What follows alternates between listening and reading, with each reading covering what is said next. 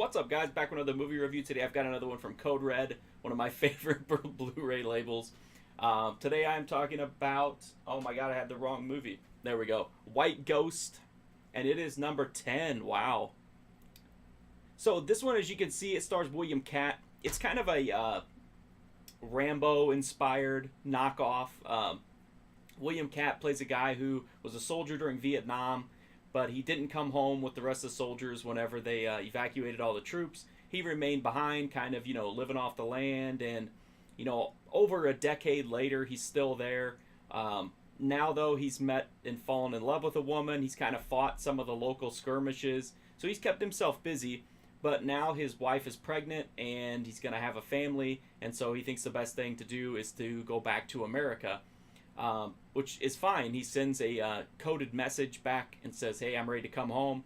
They dispatch a team to go exfiltrate him from Vietnam. And the only issue is the guy who is leading the crew to go pick him up is his sworn nemesis. And so William Katt is the good guy here. Wayne Crawford is the bad guy. And the idea is Wayne Crawford is not going to let William Katt leave Vietnam, especially not alive, maybe in a coffin, but he's not going to let him leave, and start this happy life. He's got all this resentment built up toward him, and they're going to settle it once and for all. Like I said, this is kind of a Rambo knockoff. It's very 80s actiony. It's got a ton of shootouts. It's got a bunch of chases, explosions, fist fights, knife fights, everything you could want out of an action movie. I will say, though, that the movie kind of slow burns to get there. But once the action kicks in, it really kicks in. And it's definitely not boring. Even during the more kind of story-driven parts, it's still an interesting movie to watch. To me, the reason to watch this is definitely William Katt. He absolutely looks the part. Dude, he looks grizzled and tore up. He just looks like a guy that's been living in the jungles of Vietnam for 15 years. Just super, super worn down. But he does have a glorious golden mullet, at least for a little while. I mean, just a sight, beautiful, beautiful sight to behold. He's ripped to shreds. I mean, he's just super jacked in this movie. So he looks like an 80s action hero. He looks the part. I really like his performance here. Wayne Crawford is fun as always. As the bad guy, he's able to kind of camp it up a little bit. The two have a pretty good dynamic. I just had a lot of fun with this movie. I can see a lot of people who are saying, like, well, it's not all that original. It doesn't do that much that other movies haven't done. And I would have completely agree with that. But for me, when it comes to 80s action movies, I don't need them to be wholly original. Most of them are certainly not. Even ones that are held as classics are heavily inspired by and borrow from other movies. So I had a lot of fun with this one. I thought the action scenes were really well done. It just has a lot of cool stuff happening in it, especially toward the finale. And plus, William Katt was just fun. It's a really fun role for him. He really, makes the most of it, and I just thought it was a really fun movie. But like I said, it's kind of, been there, done that, but it's still a fun ride to take. Code Red's Blu-ray has a new HD master from the original negatives, and it's got on-camera interviews with some of the cast and crew. The most important thing about this release is that it's the uncut version.